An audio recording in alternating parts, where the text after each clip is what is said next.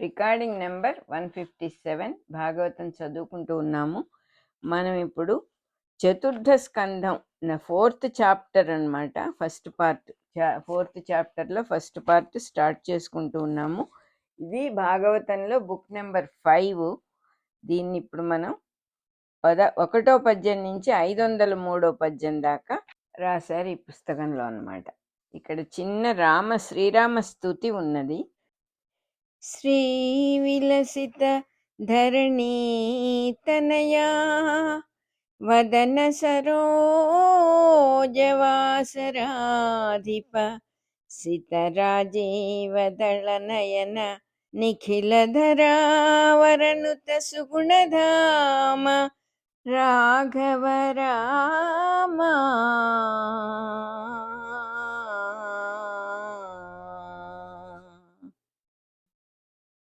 దీనికి అర్థం ఏంటంటే, సిరులతో వెలుగొందు సీతాదేవి ముఖపద్మమునకు సూర్యుని వంటివాడా, తెల్ల తామర పూరేకుల వంటి కన్నులు గలవాడా, భూమిపై గల సమస్త పురుష శ్రేష్ఠులచే స్తుతింపబడిన గుణములు గలవాడా రఘురామ. మహానుభావులకు ముని శ్రేష్ఠులకు సకల పురాణ వ్యాఖ్యాన విధానములెరిగిన సూతుడు ఇట్లనెను. ప్రాయోపవేశము చేసిన పరీక్షిత్తుతో శుకయోగి ఇట్లనెను. రాజా విదురునితో మైత్రేయుడిట్లనెను. స్వయంభూమనునకు శతరూప వలన 3 పుత్రికలు కలిగిరి. ఆకూతి, దేవహూతి, ప్రసూతి అని వారి పేర్లు. మరియు ప్రియవ్రతుడు, ఉత్తానపాదుడు అని 2 పుత్రులు కలిగిరి. అందు ఆకూతిని రుచి అను ప్రజాపతికిచ్చి పెండ్లి చేసెను. రుచి ప్రజాపతి బ్రహ్మ తేజస్సు కలవాడు, పరిపూర్ణ సద్గుణవంతుడును కనుక అతనికి చిత్తం ఏకాగ్రము కాగా ఆకూతి గర్భమున విష్ణుడు యజ్ఞరూపము ధరించిన పురుషుడుగను, లక్ష్మీదేవి దక్షిణ అను పుత్రికగను పుట్టిరి.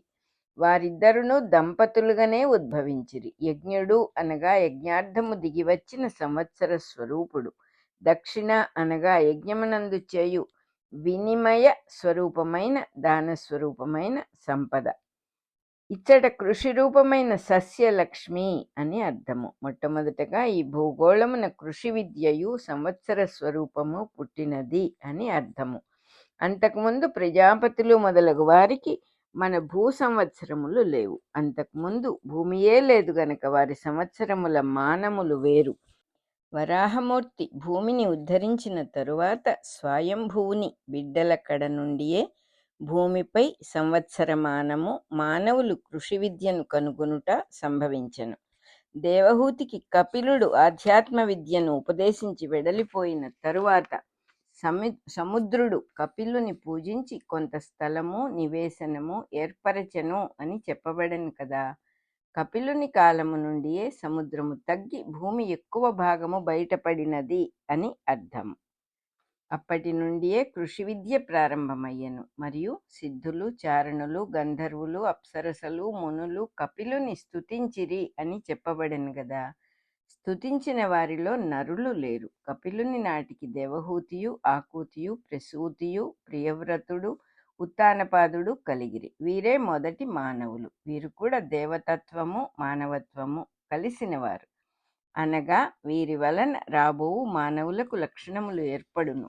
ఆకూతి అనగా కోరిక, దేవహూతి అనగా యజ్ఞమునకు రమ్మని దేవతలను కేకపెట్టుట, ప్రసూతి అనగా గర్భధారణము శిశువుని ప్రసరించుట, ప్రియవ్రతుడు అనగా ఒకరియందొకరు ప్రియపడుట అను లక్షణమును వ్రతముగా సృష్టికిచ్చినవాడు. ఉత్తానమనగా 90 నామలు భాగలు గల సమకోణము, రైట్ యాంగిల్. అప్పటికి భూమధ్య రేఖయు ఉత్తర దక్షిణ ధ్రువములను ఏర్పడినవి. భూమి యొక్క గోళ కేంద్రము నుండి భూమధ్య రేఖకొక గీత, ఉత్తర ధ్రువమునకొక గీత గీచినచో రెండిటి నడుమ సమకోణముండును. అందు ధ్రువము వైపునకు ప్రసరించు రేఖయే ఉత్తానపాదుడు. ఉత్తానపాదునకు ధ్రువుడు అను పుత్రుడు జన్మించును. అనగా భూమిపై ధ్రువమునకొక ప్రదేశము కేటాయింపబడును. అది ధృవతారను బట్టి ఏర్పడును. కనుక ధ్రువుడు అన్నిటికన్నా ఎత్తైన ధ్రువపదమును అలంకరించెను అని చెప్పబడును. ఆకూతి మున్నగు 3 కాంతలును నరజాతి లక్షణములుగా దిగివచ్చుటయే కాక మొదటి నరులుగా దేహములను ధరించిరి. అట్లే ప్రియవ్రతోత్తానపాదులును. అటుపైన ప్రజాపతులు కూడా నరదేహములు ధరించిరి. ప్రజాపతులకును మనుపుత్రులకును ఒక భేదమున్నది. మనుసంతతి మన భూమిపైన మాత్రమే నరదేహములను ధరించిరి. ప్రజాపతులు ఆకాశమున ఒక్కొక్కడు ఒక్కొక్క సూర్యుడుగా వ్యక్తమై అటుపైన కిరణములుగా దిగివచ్చి భూగోళముపై నరదేహములను కూడా ధరించిరి. ఒక్కొక్క సూర్యుని చుట్టూను తిరుగు గ్రహములలో ఒక్కొక్క భూగోళం ఉండును. అన్నిటిపైనను వేరువేరుగా స్వయంభువ మను సంతతి ఒకే విధముగా ఉద్భవించును. తన మనుమడును విష్ణుమూర్తి రూపుడు మహాతేజోవంతుడు అగు యజ్ఞుని స్వయంభువుడు తన ఇంటనే పెంచెను. రుచియును దక్షిణను తన యొద్ద పెంచెను. ఈ దక్షిణాదేవి కామగమనము కలది, అనగా స్మరించిన తావున ఉండగలదు. మనువు కూతురు కొడుకు మనువు దగ్గరను, కూతురు తన తల్లి దగ్గరను పెరిగిరి. ప్రజాపతులును మనువును సోదరులు అగుదురు. కాని బ్రహ్మదేహమే సగభాగమగుట వలనను, బ్రహ్మ నుండి ప్రజాపతులు వేరుగా పుట్టుట వలనను ప్రజాపతులు మనువునకు కూడా వరుసకు కొడుకులగుదురు. మనుపుత్రి వారికి చెల్లెలగును, ఆమె పుత్రి మేనకోడలగును. ఆమెను రుచి అను ప్రజాపతి వివాహమాడెను. వారికి పుట్టిన పుత్రుని మనువు తన దగ్గర పెంచుకొనెను. పుత్రిక తల్లి దగ్గరనే ఉండెను. మనువు పెంపకము చేత యజ్ఞమూర్తికి దక్షిణ మేనగోడలగుచున్నది. సృష్ట్యాది యందు అందరూ ఒకే మూల దంపతులకు పుట్టుదురు కనుక ఇది తప్పదు. మరియు లక్ష్మీనారాయణులే ఒకే దంపతులకు జన్మించి లీలార్థము దేహము ధరించుటచే దంపతులైరి. ఇది ఎట్లనగా నారాయణుని భార్యలైన శ్రీదేవియు భూదేవియు రామావతారమున తల్లి కూతురులైనట్లు.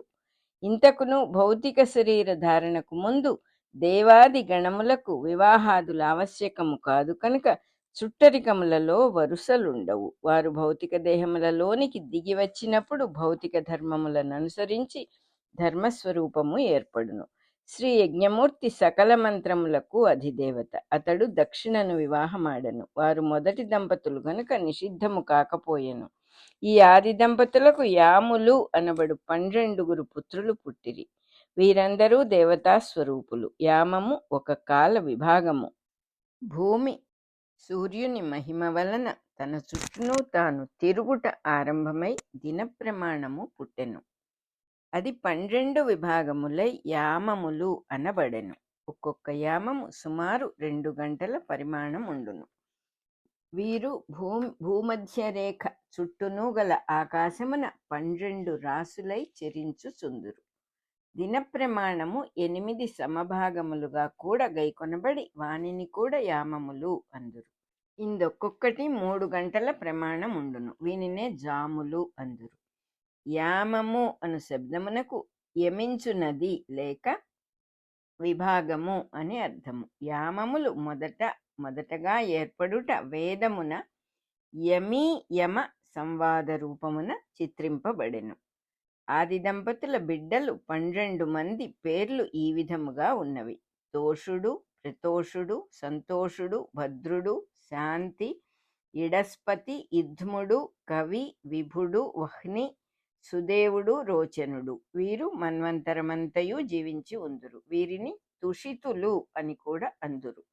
మరీచి మొదలగు మునీశ్వరులు, యజ్ఞుడు, ఇంద్రుడు, ప్రియవ్రతుడు, ఉత్తానపాదుడు కూడా మన్వంతరమంతయు జీవించి ఉందురు. వారి పుత్ర పౌత్రుల యొక్క ముని మనుమల యొక్క వంశములచే వ్యాప్తమై మన్వంతరము మానవులచే నిండి పాలింపబడుచున్నది. మనువు 2వ కూతురు దేవహూతిని కర్దమునకు ఇచ్చి వివాహము చేయుటయు, ఆమెకు 9 కూతుండ్రును కపిలుడు అని ఒక పుత్రుడును పుట్టెననియు చెప్పి ఉంటిమి. ఇక మనువు 3వ పుత్రిక అయిన ప్రసూతి అను కన్యను బ్రహ్మపుత్రుడగు దక్ష ప్రజాపతికి ఇచ్చి పెండ్లి చేసెను. దక్షునకు ప్రసూతి వలన పుట్టిన సంతతిచే 3 లోకములునూ నిండెను. ప్రసూతి అనగా ప్రసవించుట. దీని వలన పుట్టిన భౌతిక శరీర జీవులు ద్రవ్యమయము, శక్తిమయము, ప్రజ్ఞామయము అగు 3 లోకములందును చెరింతురు. కర్దముని పుత్రికలు బ్రహ్మర్షుల భార్యలు. వారి సంతానమును గూర్చి వివరించెదను. మరీచి మహర్షికి కర్దముని కూతురగు కళను పెండ్లి చేసిరి. వారికి కశ్యపుడు అను కుమారుడును పూర్ణిమ అను కుమార్తెయు పుట్టిరి. వారి వలన పుట్టిన సంతతుల వంశములచే భూలోకము నిండెను. అప్పటికి విరాట్ పురుషుని హృదయము నుండి చంద్రుడును, పృథ్వీతత్వము నుండి చంద్రగోళమును పుట్టి ఉండిరి. కంటి నుండి సూర్యుడును, బ్రహ్మ యొక్క హిరణ్మయాండము నుండి సూర్యగోళమును పుట్టి ఉండిరి. కనుక భూమిపైనున్న జీవులకు పూర్ణిమయు దానితో మిగిలిన తిథులు ఏర్పడినవి. ఈ కథ ముందు వివరింపబడును. మన రికార్డింగ్ నెంబర్ 157 అయిపోయింది.